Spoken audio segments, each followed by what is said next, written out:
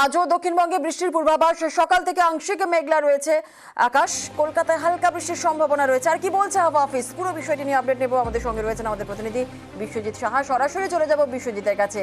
বিশ্বজিৎ, আংশিক মেঘলা আকাশ, কলকাতায় হালকা বৃষ্টির সম্ভাবনা রয়েছে, আর কি বলছে আবহাওয়া অফিস?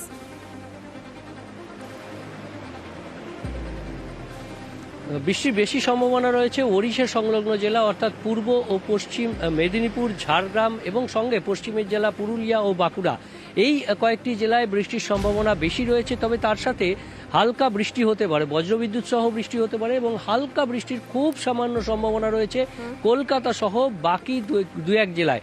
অর্থাৎ দক্ষিণবঙ্গের বেশ কয়েক জেলায় আজ আংশিক মেঘলা আকাশ, যেমন তেমনি বজ্রবিদ্যুৎ সহ বৃষ্টির সম্ভাবনা থাকবে। বেশিরভাগ এই বৃষ্টির সম্ভাবনাই দুপুরের পর বিকেলের দিকে বা রাতের দিকে হওয়ার সম্ভাবনা রয়েছে।